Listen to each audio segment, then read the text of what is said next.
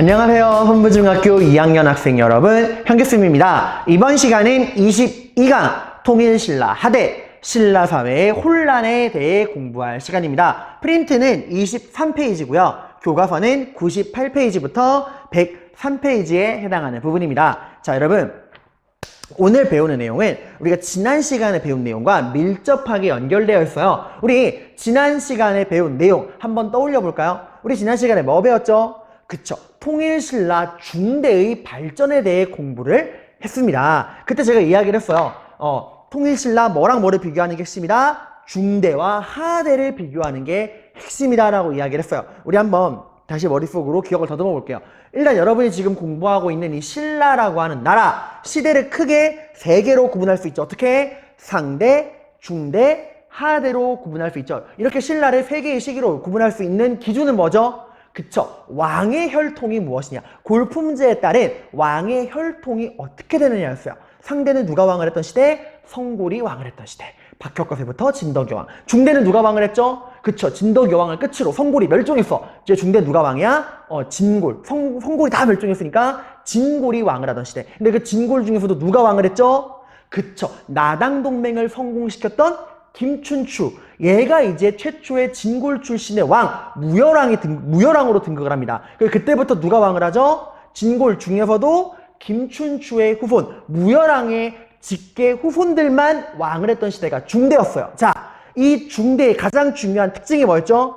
누구의 힘이 굉장히 강했던 시대? 그쵸. 왕의 힘이 굉장히 강했던 시대예요. 무열왕, 문무왕, 신문왕 등 걸출한 왕들이 나오면서 여러 가지 업적들을 남기면서 왕권이 극에 달했던 이름하여 전제왕권의 시대라고 이야기를 했습니다. 이 왕권이 강해지면서 이제 무열왕, 문무왕, 신문왕 이어지면서 통치체제를 정비해가면서 신라가 반석위에 올라가는 과정을 배웠어요.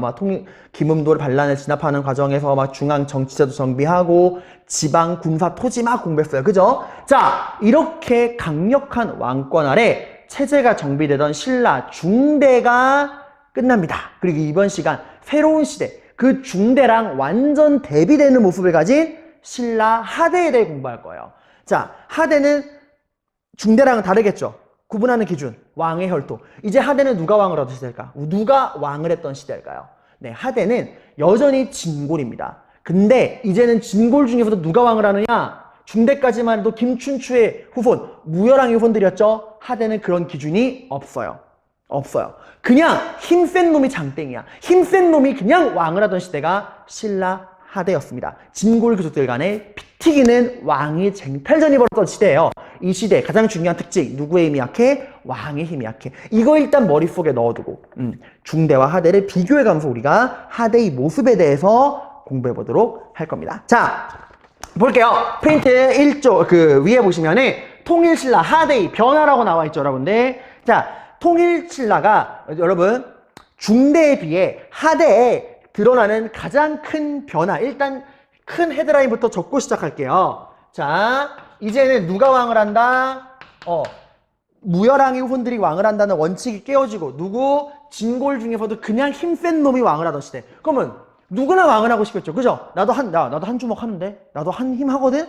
하고 힘 좀 있다고 하는 귀족들이 서로 왕을 하겠다고 날뛰던 진골 귀족들의 왕의 쟁탈전이 벌어지던 시대. 왕의 계승 분쟁이 벌어지던 시대. 그게 바로 신라 하대입니다. 가장 중요한 특징, 진골 귀족들이 뭐하고 있다? 왕의 쟁탈전을 벌이고 있다라고 합니다. 자, 여러분 봐봐. 그러면 나라를 다스려야 되는 귀족들이 서로 왕하겠답시고 피 튀기게 싸우고 있어. 이렇게 되면 여러분들, 이렇게 중앙정부를 이끌어가는 귀족들이 서로 왕하겠다고 싸우고 있다면 지방에 대한 통제가 될까 안 될까? 그쵸, 안 되죠. 될 리가 없죠. 중앙에 쌈박질만 하고 있는데 중앙정부의 지방 통제력이 약화될 수밖에 없다. 이 두 가지가 하대의 가장 중요한 특징입니다. 이거 머릿속에 잡아두고 가세요. 자, 그러면 거기 이제 표에 중앙과 지방이라고 나와 있죠, 여러분들. 자, 볼게요. 자, 중앙. 일단 여러분, 그러면 이렇게 모를 수 있어요. 여러분, 역사에 그냥은 없어요. 그냥 이렇게 됐어. 외워라는 게 없거든요. 그럼 여러분 궁금해봐야 돼. 아니, 신라 중대까지만 해도 그 무열왕의 후손들이 왕위를 독점하면서 신라가 그렇게 안정되고 튼튼하게 발전했었는데 우리 지난 시간에 신라가 얼마나 발전한지 배웠잖아요. 아니 그랬던 신라가 왜 이렇게 갑자기 무너지고 왜 귀족들은 서로 왕하겠다고 싸워? 왜 무열왕의 후손들이 더 이상 왕위를 독점하지 못하게 된 거지? 라는 궁금증을 가져봐야 돼. 항상 왜? 라고 물어봐야 됩니다. 그럼 왜 이런 변화가 생겼느냐? 여러분 권력은요, 제가 항상 말했죠. 권력은 조화와 균형이 핵심입니다. 여러분 우리 백제가 왜 망했죠? 그쵸? 여러 가지 이유가 있지만 일단 백제, 나당 연합군이 쳐들어왔을 때 당시 백제의 왕이었던 의자왕 정치를 제대로 했어요? 못했어요? 못했죠. 왜? 어떤 일이 있었죠? 그쵸? 너무 지나치게 왕권만 강화하다 보니까 누구의 마음이 완전 떠나갔어요? 귀족들의 마음이 완전히 떠나갔죠. 그래서 나라가 분열돼 있다 보니까 와르르 무너졌어. 고구려도 마찬가지야. 고구려 왜 망했죠? 여러 가지 이유가 있지만 누가 연개소문이 혼자 권력을 독점해버리니까 이 다른 귀족들이 소외된 귀족이랑 왕들이 열받아가지고 이게 나라가 갈라진 거잖아. 신라도 마찬가지예요. 너무 여러분들 얘들아 진골 귀족들은 누구나 자기가 주인공이 되고 싶어해. 뭔가 좀 그거 하고 싶어 한단 말이야. 근데 신라 중대에는 너무 이 권력이 굉장히 소수의 진골 귀족들에게 여러분들 권력이 모여 있었어요. 보세요 여러분들. 소수의 진골 귀족들이 권력을 독점했다는 겁니다. 그럼 누가 독점했죠? 네, 일단 왕은 누구만 해? 무열왕 후손들만 왕을 해. 그리고 신문왕이 자기에게 말 안 듣는 귀족들을 다 쓸어버리는 과정에서 누구만 권력을 차지할 수 있었죠? 그쵸? 이 무열왕네 집안 옆에서 딸랑딸랑거리면서 아 전하 훌륭하십니다. 전하가 무열왕네 집안이 우리 신라를 지배해야죠 하고 왕에게 잘 보이던, 그러니까 그 왕의 측근들, 몇몇 안 되는 그 왕의 측근들만 권력을 독점하고 있었단 말이야. 그러다 보니까 상대적으로 대다수의 소외된 진골 귀족들, 이 무열왕네 집안과 사이가 멀어져서 권력에 소외되었던 진골 귀족들의 불만이 계속 쌓이고 있는 거예요, 여러분들. 이런 식으로 무열왕네 집안과 그 무열왕네 집안에게 잘 보이는 몇몇 귀족 집안들만 권력을 독점하다 보니까 여러분들 이 진골 귀족들 간에 내부 갈등이 어마어마하게 쌓이고 있었어요. 이게 얘들아 무열왕, 문무왕, 신문왕처럼 카리스마 있고 능력 있는 왕이 딱 집권할 때는 이 불만이 겉으로 안 드러나. 그냥 속에 쌓아두고만 있어. 근데 얘들아 언제나 이렇게 얘들아 왕은 뭐로 뽑죠? 왕은 능력으로 뽑는 게 아니야. 왕은 뭐로 뽑죠? 혈통팔이에요. 혈통팔. 그러니까 아빠가 왕이면 아들이 왕인 거야. 그러니까 신문왕처럼 카리스마 있는 애가 왕이 될 가능성도 있지만 언제나 그런 똑똑한 애가 왕이 되리란 보장이 없죠. 조금씩 띨띨하고 어리석고 좀 뭔가 모자란 애들이 왕이 되기 시작한단 말이야. 그러니까 다른 진골 귀족들, 소외되었던 귀족들, 그 전에 신문왕같이 무서운 애가 왕이었을 때는 찍소리 못하다가 서서히 그 불만이 이제 확 나오게 되는 거야, 얘들아.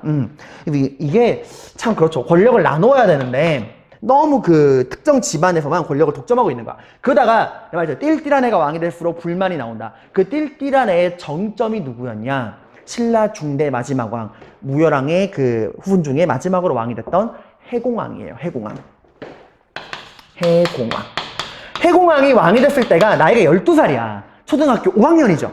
근데 해공왕은 약간 좀 정신적인 좀 문제가 있었어요. 얘가 남자잖아, 얘들아. 근데 얘 취미가 뭐였냐면 맨날 여자 옷을 입고 그 궁녀들이랑 소꿉장난하고 막 화장하고 이러는 게 취미였대. 그러니까 약간 정서적인 좀 불안 증상이 있던 사람이라 생각이 돼요. 정상적인 남자가 아니죠. 근데 참 어느 날 같으면 어린애가 참 안 됐다 하겠지만 얘는 왕이잖아, 얘들아. 왕이 지금 이 짓거리 하고 있는 거야. 그러니까 다른 평소 때 이 무열왕네 집안으로부터 소외되었던 권력으로부터 밀려나 있던 진골 귀족들이 뭐야? 저딴 띨띨한 모자란 애가 지금 왕이라고 저러고 있는 거야? 저런 애를 우리가 왕으로 섬겨야 돼? 애초에 김춘춘의 집안도 우리 같은 진골 귀족이었잖아. 쟤네 집이나 우리 집이나 같은 진골 아니야? 근데 왜 쟤네 집만 왕을 하고 왜 쟤네 집안에게 잘 보이는 쟤들만 권력을 다 나눠가죠? 왜 우리 이렇게 소외당해야 돼? 참을 수 없다. 저런 띨띨한 애를 몰아내자 하고 진골 귀족들의 반란이 일어나서요. 해공왕이 죽어버립니다. 신하들의 손에 피살당해요. 심지어 이때 궁궐이 불타가지고 시체도 못 찾았대, 얘들아. 그 어린 12살짜리 꼬마애. 참 불쌍하죠. 자, 이때부터 이 무열왕계, 이제 더 이상 이 무열왕의 후손들이 왕위를 세습할 수가 없게 됩니다. 무열왕네 집안이 왕을 한다라고 하는 그 신라 중대의 원칙이 무너진 거예요, 여러분들. 이때부터는 진짜 그냥 완전 배틀로얄이야. 다이다이 뜨는 거예요. 그냥 힘센 놈이 왕. 이때부터는 서로 왕을 하겠다고 진골 귀족들이 왕위 쟁탈전을 벌입니다. 왕위 계승 분쟁. 이해가죠, 여러분들? 그러니까 중대에는 무열왕의 후손들만이 왕을 했지만 이제 하대에는 누가 왕을 해요? 진골 중에서도 그냥 힘센 놈이 왕하겠다고 서로 치고받고 싸웁니다. 이때 얼마나 혼란이 심했냐면 얘들아, 신라 하대가 150년 정도 지속이 되거든요. 150년 동안 왕이 몇 명 바뀌냐? 20명이 넘게 바뀌어요.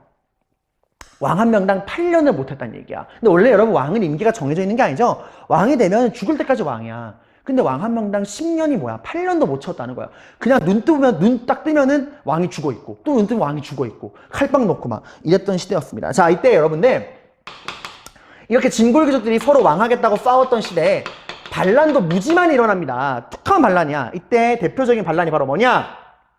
이걸 알아둬야 돼요. 첫 번째 반란이 거기 제가 프린트에다가도 뜻풀이 해놨는데 김원창의 난. 두 번째가 여러분이 한 번쯤은 초등학교 위인전에서 본 사람 바다의 왕자라고 하는 장보고의 난. 두 번의 반란이 있습니다. 이것만 있던 거 아니야. 훨씬 많아요. 근데 그 중에 대표적인 반란이라는 겁니다. 여러분, 김원창은 누구냐? 김원창은 그 김주원이라는 사람의 아들인데 이 김주원도 이 진골들이 서로 왕하겠다고 막 싸울 때 유력한 왕위 계승 후보였어요. 특히 집안도 무열왕래 집안이야. 비록 소외되긴 했지만 그래도 어쨌건 되게 짱짱한 집안이고 신라 중대까지만 해도 왕을 하던 집안이었잖아. 그래서 이제 김원창네 아버지가 나름 왕의 후보로 도전을 했는데 패배한 거야. 왕이 못 된 거예요. 그래서 김원창이 왜 우리 아빠가 왕 안 됨? 하고 이제 반란을 일으킨 거야. 반란을 일으킨 이유가 뭐 거창한 명분이 아니야. 이 신라를 개혁하겠다가 아니야. 왜 우리 아빠가 왕 못함? 억울함? 나 반란 일으킬 거임? 하고 반란을 일으킨 거야. 일단 이유가 그거예요. 우리 아빠가 왕 못했다. 짜증난다. 빡친다. 반란. 이 반란도 어쨌건 지나면 됩니다. 그리고 여러분 장보고 반란은 더 기가 막힌 게 모르겠지만 장보고가 원래 장보고는 오늘 추측하기로는 신분이 백성 아니면 육두품일 거라 추측을 해요. 절대 진골귀족 그런 짱짱한 집안은 아니에요. 근데 얘가 이제 당나라로 건너가서 당나라에서 장군이 되거든요. 당나라는 그 당시에 신분 그런 게 아니라 과거제로 관리를 뽑으니까 당나라에서 장군으로 출세한 다음에 신라로 돌아와서 왕한테 해적을 소탕하겠다고 그 완도라는 섬에 청해진이라고 하는 해군 기지를 만들어서 여기서 이제 해적들을 때려잡고 그 청해진을 바탕으로 해상 무역을 합니다. 중국과 일본을 연결하는 그 무역망을 딱 장악해서 돈을 어마어마하게 벌어들여요. 그리고 이 돈으로 또 더 강력한 군대를 키워서 거의 엄청난 그 군대와 돈을 가진 지방 패력가가 돼. 근데 당시 중앙에서 이짓거리 하고 있잖아요. 당시 여러분 왕위쟁탈전에서 밀려났던 신무왕 아니야 얘들아. 신무왕이라는 애가 이제 그 장보고한테 도망친 거지. 그 왕위 계승에서 밀려나가지고 장보고가 도망온 거야. 장보고님 하고 와가지고 나 좀 도와줘요. 당신이 나를 도와서 나를 왕으로 만들어주면 당신 딸 있죠? 당신 딸을 내 며느리로 삼겠습니다. 내가 왕이 되면 언젠간 내 아들이 왕이 될 것인데 내 아들의 아내로 차기 왕비로 당신 딸을 왕으로 삼겠습니다. 야, 장보고 입장에 이거 대박 아니야? 봐봐, 자기 딸이 왕자님이랑 결혼을 해. 그럼 다음 왕은 자기 딸에게서 낳은 애가 왕이 될 거 아니야. 그러니까 자기 집안이 왕족이 되는 거예요. 그래서 장보고가 콜 해가지고 그 쫓겨난 신무왕을 도와서 본인이 가지고 있던 그 막강한 군대로 신라 이제 조정을 엎어버리고 중앙정부 엎어버리고 그 신무왕을 왕으로 딱 세워줍니다. 그 정도 얘들아 봐봐.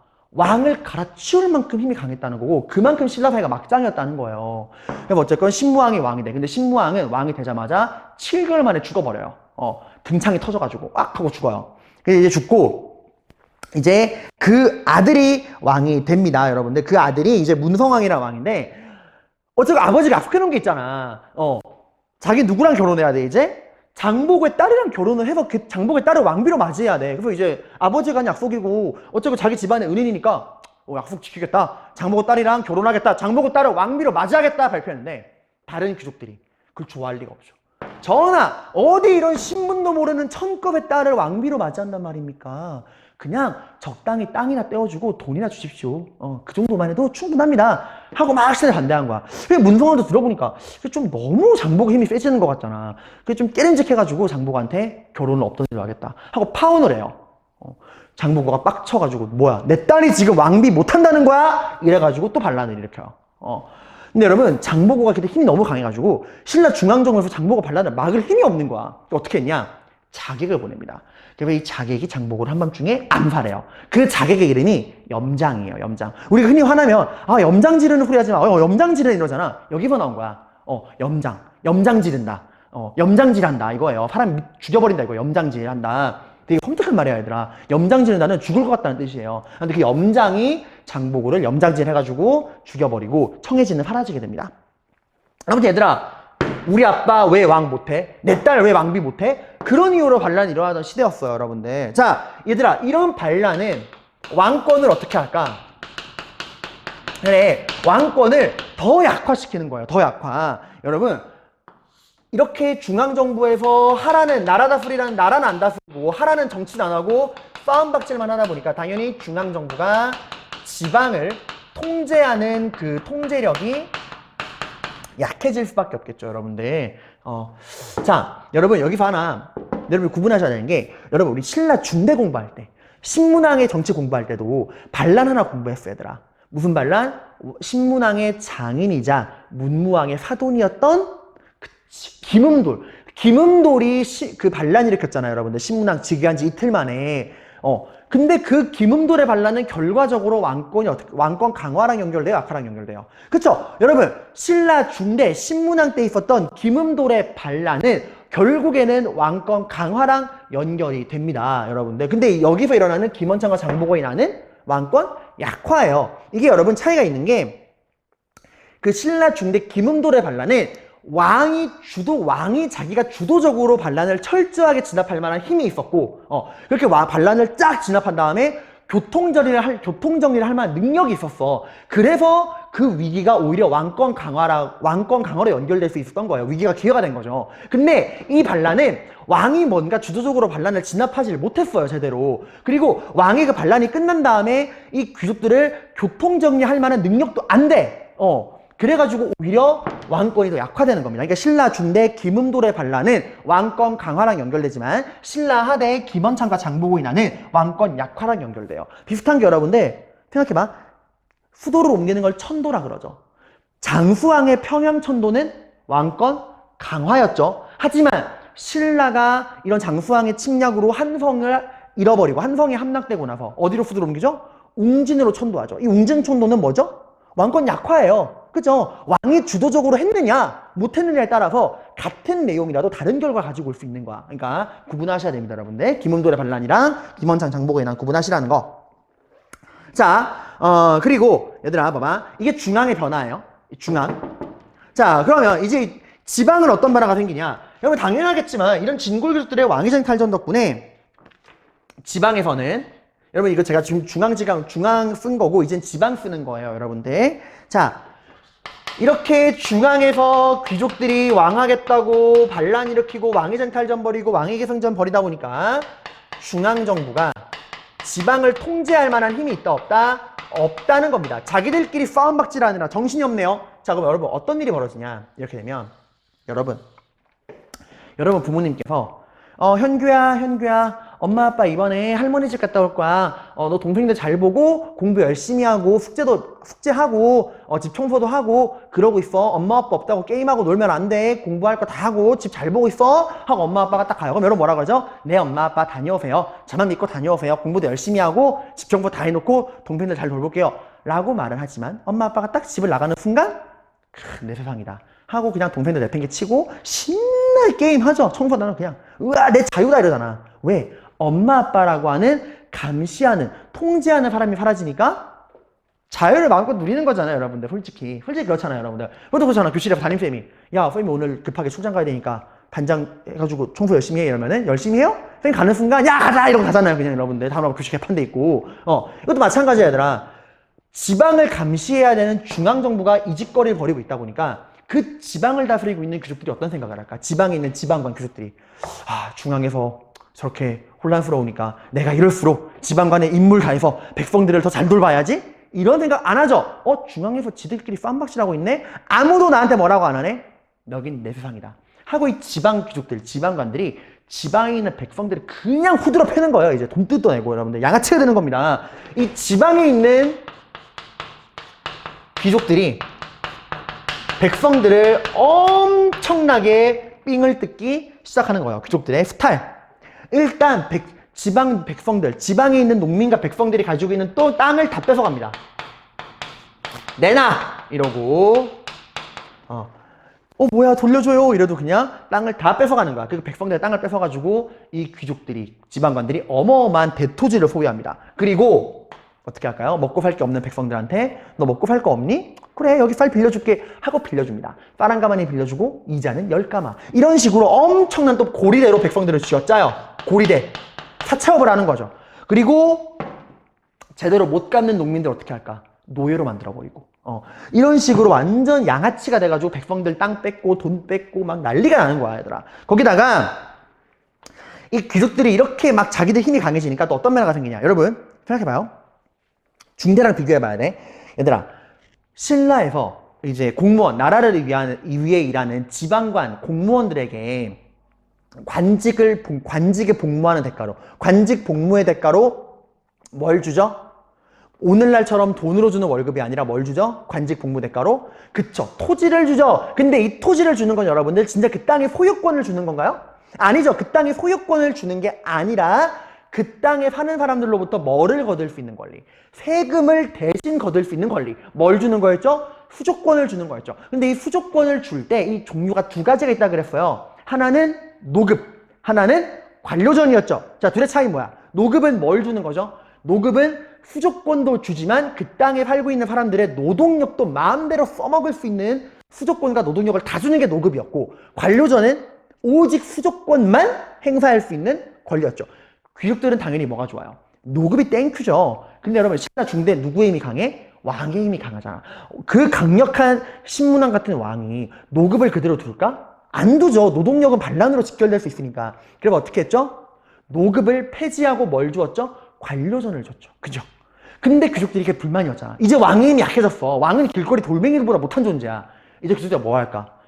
관료전 용납할 수 있다 없다? 없다. 관료전을 폐지하고 뭘 다시 부활해라? 우리에게 노동력도 주는 노급을 부활해라 라고 이야기를 합니다. 자, 신라 하대에 중대에 사라졌던 노급, 수조권과 노동력을 함께 주던 노급이 부활합니다.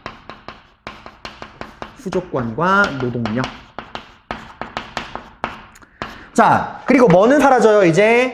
그쵸, 관료전은 사라지게 됩니다.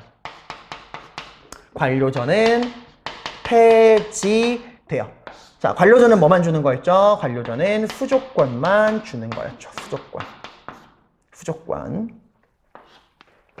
큰 차이입니다.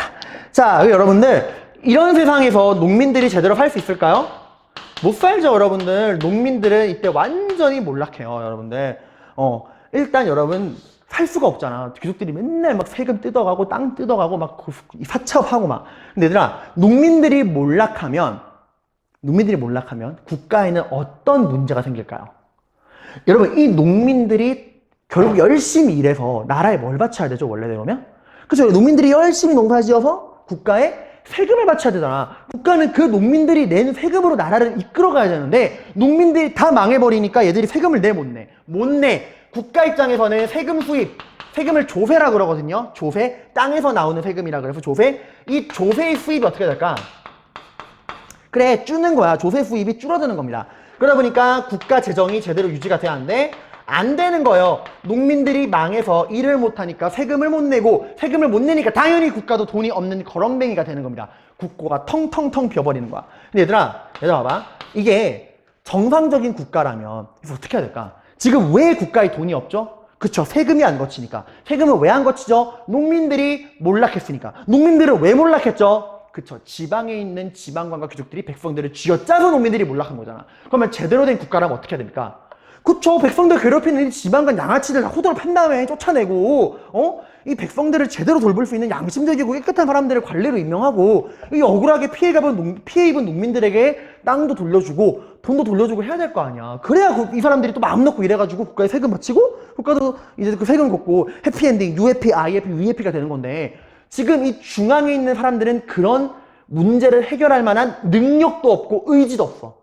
얘들의 머릿속에 오직 내가 권력을 잡아야 된다는 생각밖에 없어. 그러니까 얘들은 뭐야? 세금 왜 없어? 이런 다음에 야 세금 내라 그래 세금 하고 그냥 이 문제의 원인을 생각도 안 하고 그냥 지방의 이 불쌍한 농민들에게 세금을 독촉하는 거야. 야 세금 내. 아니 저희가 지금 상황이 아이 닥쳐 이씨. 야 세금 안 내? 세금 내 하고 백성들의 이 문제를 해결할 생각을 안 하고 그냥 세금이나 내 하고 문제를 해결해 주진 않고 세금만 독촉했어요. 그러니까 여러분 당시 농민들은 얼마나 힘들었느냐. 자신들을 보호해 줘야 되는 중앙정부도 자신들을 삥 뜯고 괴롭히고 있고, 그죠? 그리고 지방에서도 어떻죠, 여러분들? 지방에서도 지금 귀족들이 자기들을 괴롭히고 있잖아, 얘들아. 지방 귀족의 스타일. 지방에서도 괴롭히고, 중앙에서도 괴롭히고, 위아래. 완전 위아래 샌드위치로 위아래 지금 이러고 있는 거야, 얘들아. 이런 상황에서 농민들이 살아남을 수 있을까요? 이건 못 살아남아. 이게 진짜 거의 지옥 같은 삶이죠. 그래서 이땐 정말 여러분들 자기 자식을 노예로 팔기도 하고 사람이 사람을 잡아먹기도 하고 그 정도로 굉장히 백성들의 삶이 힘들었대요. 그래서 이대로 죽을 수 없다. 이렇게 저 썩어빠진 지배층에게 삥 뜯겨서 죽느니 반란이라도 일으켜주고 죽겠다. 밟으면 꼼틀한다. 이렇게 죽느니 내 죽창이라도 저놈들에게 한번 찌르고 죽겠다. 농민들의 반란이 일어나게 됩니다.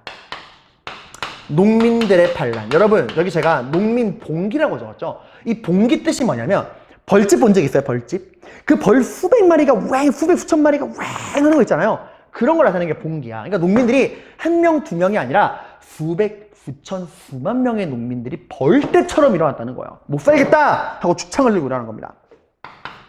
자, 이때 여러분들 대표적인 농민 반란이 알아두셔야 돼요.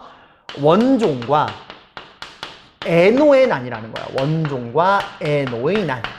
원종, 에노는 사람 이름이에요. 농민인데 이 원종과 에노가 이제 주도해서 농민 반란이 일어나게 됩니다. 우리나라 역사에 기록되어 있는 최초의 농민 반란이에요. 신라 최초의 농민 반란. 그리고 여러분 원래 그렇잖아. 처음 시작하는 게 힘들어. 얘들아 원종과 에노만 살기 힘들었을까? 아니야. 다 살기 힘들고 다 불만이 막 이렇게 쌓여 있어. 근데 처음은 이제 딱 스타트 하기가 힘든 거야. 아이씨야 누구 하나 안 나서주나? 한 명만 앞장서면 따라갈 텐데 했는데 얘네가 스타트를 끄는 거야. 그래서 실제로 원종과 에노가 반란을 일으키자마자 전국 각지에도 농민들이 나도 반란이다 해가지고 이때부터 농민 봉기가 전국적으로 퍼집니다. 원종과 에노의 반란을 시작으로 농민 봉기가 전국적으로 퍼져요. 최초의 반란이었고. 그리고 이때 얘들아 이때 막 이제 일어났던 반란 중에서 되게 재미있기도 하고 유명한 반란이 적고적의 난이거든요. 적고적의 난. 이게 뜻이 뭐냐면 붉은 바지. 고가 바지란 뜻이에요. 바지. 붉은 바지를 입은 도적대의 난이라는 거야. 그러니까 얘네들의 이제 자기 팀을 구분해야 될 거 아니야. 우리 팀이란 친구가 빨간 바지를 입는 거였대요. 빨간 바지를 입으면 우리 편 해가지고 빨간 바지를 단체로 입고서 반란을 했대. 저 팀은 좀 웃기기도 하죠. 적고적 빨간 바지의 난이. 오늘 보면 빨간 바지 도적단 이런 거예요. 붉은 바지 도적단 이런 겁니다. 근데 여러분 얘네가 세력이 굉장히 컸대. 왕이 살고 있는 궁궐 근처까지도 쳐들어간 적이 있다고 해요. 이 붉은 바지 도적단이. 자, 여러분 이렇게 신라는 완전 대환장 파티, 혼돈의 카오스입니다. 여러분들. 자, 여러분 거기 아래에 지도가 하나 나와 있죠?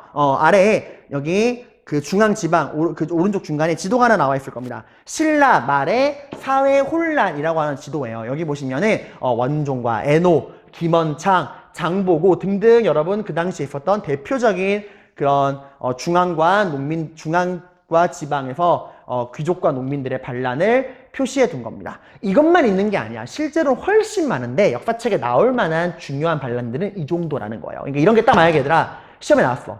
이렇게 나와요.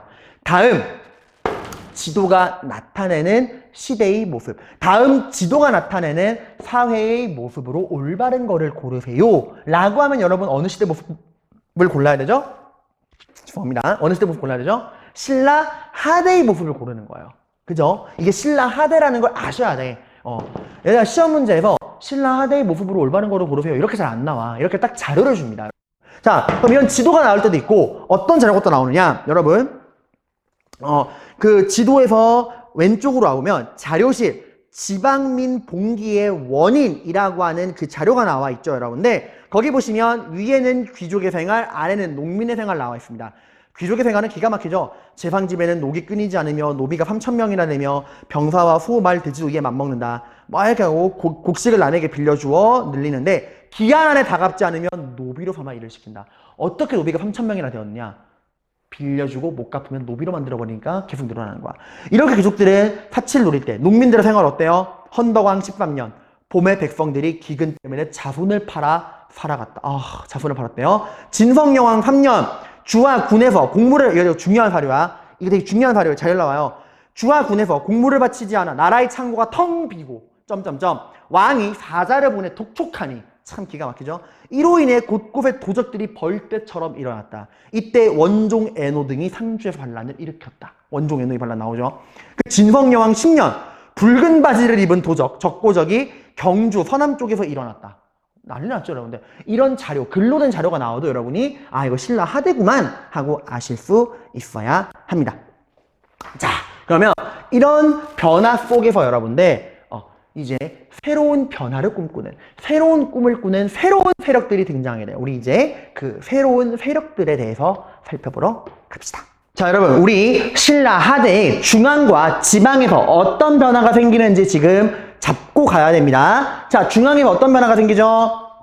네, 무열왕이 후손될 만이 왕을 한다라고 하는 그 대원칙이 무너지고 진골 귀족들 간의 왕위쟁탈전, 왕위계승 분쟁이 벌어지고 있죠. 김원창, 장보고 반란처럼. 자, 이렇게 중앙에서 중앙정부를 다스려야 되는 진골 귀족들이 왕위쟁탈전에 몰두하다 보니까 지방에서 어떤 변화가 생겨요? 그쵸. 더 이상 중앙정부가 지방을 통제할 만한 능력이 있어 없어? 없죠. 중앙정부의 지방 통제력 약화. 이러다 보니까 지방 귀족과 관리들이 백성들을 그냥 쥐어짜고 후드러 패고, 또 중앙정부는 중앙정부대로 백성들을 괴롭히고 보호하지 않고 농민들이 견디다 못해 반란을 일으키는 이런 변화가 중앙과 지방에서 벌어지고 있죠. 기억해둬야 돼. 진골 귀족들의 왕위쟁탈전, 중앙정부의 지방 통제력 약화, 농민 봉기. 자, 그러면 이런 흐름 속에서 여러분들 이제 두 번째, 새로운 세력이 성장을 합니다. 이 새로운 세력이 이 혼란한 신라를 끝내고 새로운 시대를 열어가는 주인공이 됩니다. 이 새로운 시대를 열어가는, 이 낡아 빠지고 혼란한 신라의 문을 닫고 새로운 시대의 문을 열어제끼는 새로운 세력이 바로 누구냐? 굉장히 중요한 키워드. 호족, 그리고 육두품입니다. 호족과 육두품. 자, 일단 호족들이 누군지에 대해서 한번 보도록 할게요. 자, 호족은 여러분들 한마디로 말하면 지방 세력입니다. 지방에서 그 지방을 다스리는, 지방을 왕처럼 지배하는 지방 세력이라고 생각하시면 돼요. 자, 이러면 이렇게 지방에서 그 지방을 자신들 마음대로 다스리는 애들을 호족이라고 한다면 여러분들 이 호족은 공식적인 존재예요? 불법적인 존재예요? 사실. 그쵸, 이건 불법적인 존재예요, 얘들아. 원래 지방은 누가 다스려야 돼요? 왕이 있고 그 왕의 명령만을 따르는, 왕의 손과 발이 되어서 왕을 대신해서 지방을 다스리는 지방관들이 그 지방을 다스려야 돼. 근데 호족은 그렇게 왕이 임명한 지방관이 아니에요. 자기들이 그냥 마음대로 그 지방을 왕처럼 지배하는 지방 세력가들이야. 그럼 이런 불법적인 존재들이 성장할 수 있던 배경, 중앙정부가 지방을 통제하는 힘이 약해졌다는 겁니다. 왜? 서로 왕하겠다고 진골들이 왕위쟁탈전을 벌이고 있으니까 지방에 대한 통제력이 상실되고, 그 과정에서 새롭게 성장할 이 중앙의 감시가 소홀해진 틈을 타서 새로 성장한 세력이 바로 뭐다? 호족이다. 출신은 굉장히 다양해요. 엄청 다양해. 원래부터 촌주라고 하는 건 원래 그 지방의 토착 세력이에요. 원래 그 지방에 살던 토착 세력도 있고, 중앙에서 싸움박질하다가 그 왕위쟁탈전에서 밀려나서 지방으로 쫓겨난 낙향, 지방으로 쫓겨난 귀족도 있고, 장보고처럼 바다에서 무역을 하면서 돈을 벌어들인 해상 세력도 있고요. 군인, 지방을 지키는 군인이었다가, 원래 군인은 지방을 나라를 지켜야 되는데 뭐야, 중앙정부 개판이네 하고 그 칼끝을 자기가 지켜야 되는 나라로 돌리는 그런 반란 군인들도 있고 엄청 다양합니다. 하지만 이런 다양한 출신에도 불구하고 얘들은 공통적인 특징이 있어요. 그 특징은 한번 써서 정리를 해봅시다.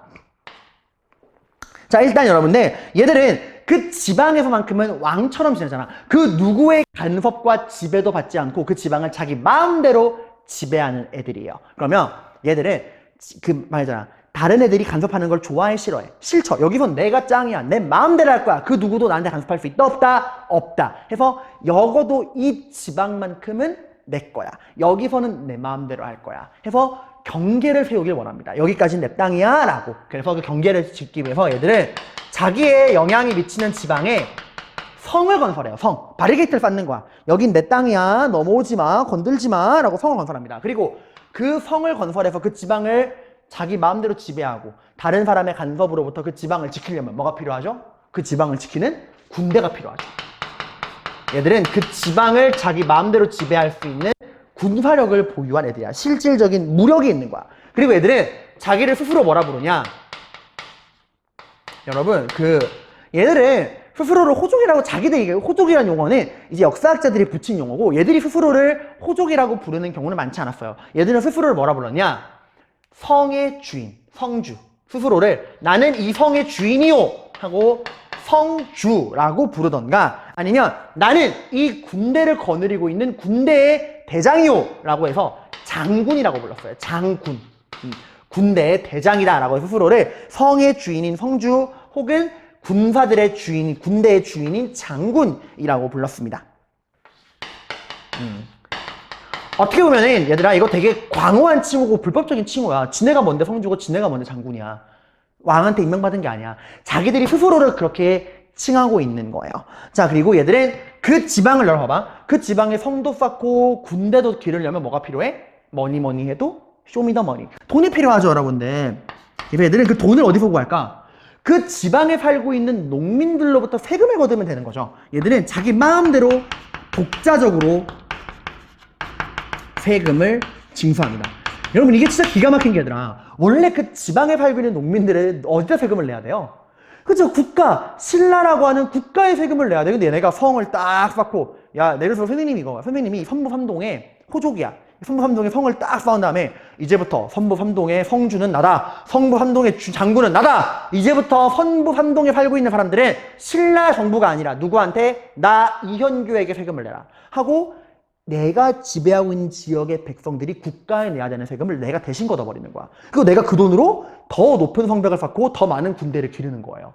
그러니까 이렇게 되면, 이렇게 지방 호족들이 날뛰기 시작하면 신라 중앙정부는 뭐가 안 보여? 돈이 안 보이는 거예요. 중앙정부의 힘이 더 쪼그라드는 겁니다, 여러분들.